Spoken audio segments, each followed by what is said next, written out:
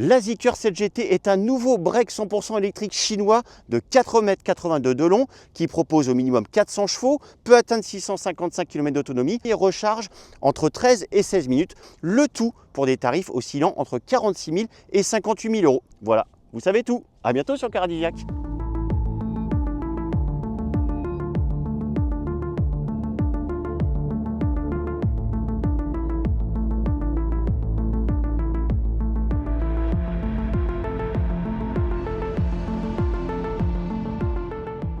Bon ok, on va vous la détailler cette voiture, on va même l'essayer parce qu'elle le mérite, comme toutes les voitures d'ailleurs. Mais il faut avouer que depuis la généralisation de l'énergie électrique, de toutes ces architectures qui se ressemblent, et puis avec l'arrivée de toutes ces nouvelles marques chinoises qui nous inondent d'une flopée de nouveautés, toutes plus extravagantes, extraordinaires en termes de chiffres les unes que les autres, et ben on commence à rentrer dans une certaine routine qui nous passionne assez peu. Mais promis, on va faire un effort. Inconnue chez nous il y a encore quelques semaines, la marque Zeekr n'est pas à prendre à la légère. Bien que lancée il y a seulement 5 ans, elle appartient au géant de l'empire du milieu Geely, qui non seulement produit des voitures à son nom, mais détient également des firmes européennes renommées telles que Lotus, Volvo et Polestar. Avec cette griffe premium consacrée à l'électrique, le groupe annonce concurrencer les modèles allemands, tout d'abord avec son SUV compact X, puis le grand 7X, et désormais avec cet inédit break 7 GT à mi-chemin entre les Mercedes CLA Shooting Brake et l'Audi A6 avant e-tron. Il faut quand même avouer qu'elles se ressemblent beaucoup, toutes ces nouvelles voitures, surtout quand elles adoptent des profils de SUV. Les SUV Zeekr d'ailleurs se ressemblent les uns les autres. Mais là, on a affaire à une voiture assez originale dans la gamme, puisque c'est un Shooting Brake avec un pavillon plongeant et une lunette dans le prolongement. Alors bien sûr, on a cette grosse ceinture de caisse typique des voitures électriques. Mais on a également, en parallèle, des coups de crayon bien sentis et cette partie noire qui affine quand même un petit peu la silhouette.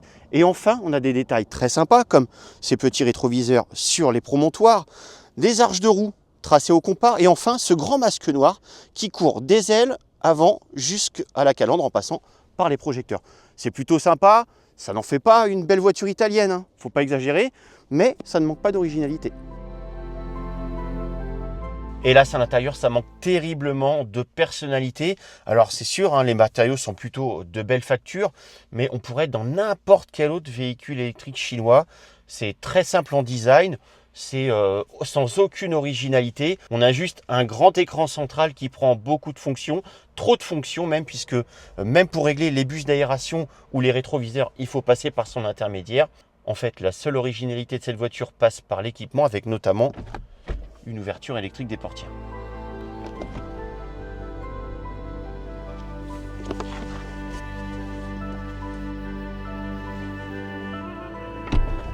En fait, c'est plutôt à l'arrière qu'on se sent bien dans cette Zeekr 7 GT, grâce notamment à cette banquette plutôt bien creusée et très moelleuse au niveau du dossier des assises, ce qui est assez rare. Et puis on a beaucoup de place au niveau des genoux, un petit peu moins au niveau des pieds quand le siège conducteur est au plus bas, mais globalement, on aura envie de voyager longtemps. Grossière erreur toutefois, l'absence de réglage séparé de la température. Alors si l'habitacle est spacieux, ce n'est pas tout à fait le cas du coffre. On a 456 décimètres cubes sous la tablette. Alors c'est un volume qui est très inférieur à celui par exemple de la Volkswagen ID.7 Tourer. En fait, la valeur est assez proche du Mercedes CLA Shooting Brake, une voiture qui est quand même 10 cm plus courte. Alors on a un frunk à l'avant, mais il est assez petit, surtout sur cette version qui dispose d'un moteur supplémentaire au niveau du nez. Et puis profil de Shooting Brake oblige, le volume de chargement global sera assez réduit. Pour charger des gros meubles, ça va être très compliqué. Et c'est dommage parce qu'on a quand même une banquette qui se rabat quasiment à plat dans le prolongement du plancher de coffre.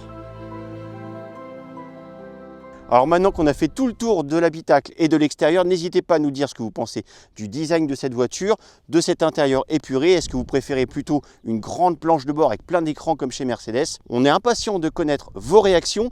N'oubliez pas de vous abonner et de cocher la cloche des notifications pour ne louper aucune de nos vidéos. Si le modèle propulsion d'entrée de gamme de 421 chevaux s'autorise déjà une batterie à LFP à la capacité confortable de 75 kWh brut, la version long range passe à un accumulateur NMC de 100 kWh qui promet 655 km d'une traite. Un accumulateur que l'on retrouve sur cette 4 roues motrices un peu moins autonome mais qui offre, grâce à un second moteur sur l'essieu avant, 4 roues motrices et une puissance démentielle. sans complexe, Zeekr annonce concurrencer des modèles premium, notamment chez Audi et BMW. Alors pour concurrencer des marques premium, il faut un comportement routier et des performances de haut niveau. Pour les performances, pas de problème, surtout sur cette version bimoteur 4 roues motrices. On a 646 chevaux et un 0 à 100 en 3 secondes 3, je peux vous dire que ça catapulte littéralement. En termes de comportement routier, en revanche, c'est pas tout à fait ça. Alors on sent dans le groupe Geely l'influence de marques premium comme Polestar ou Volvo qui apportent des solutions intéressantes comme la double triangulation au niveau des trains roulants à l'avant qui permettent d'exploiter au maximum les pneumatiques qui sont fournis par Michelin d'ailleurs, des pilotes sport EV qui sont de très bonnes gommes. Mais ça fait pas tout parce que il faut pouvoir canaliser une telle puissance. Et les 646 chevaux, parfois, ont du mal à passer au sol.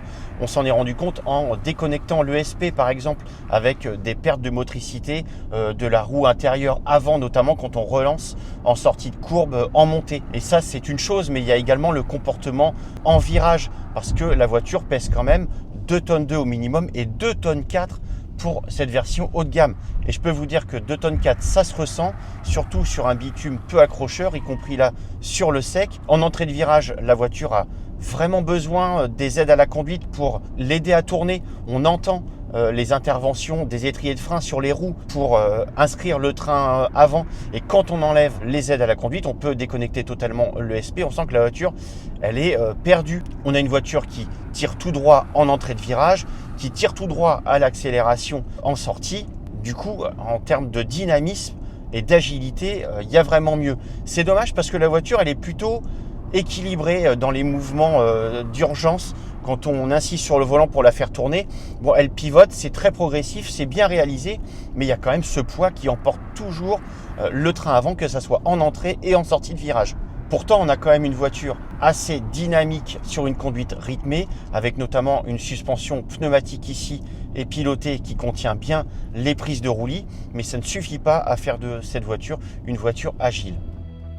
Une voiture qui s'apprécie plutôt à allure sénatoriale donc. La suspension pneumatique pilotée se montre alors prévenante malgré des mouvements de détente exagérés en mode confort et la consommation d'électricité plus raisonnable. Pas de miracle toutefois avec des pneus en 255 mm de large. Sur un parcours mêlant départemental et grands axes, notre 7 GT a réclamé environ 19 kWh au 100 km.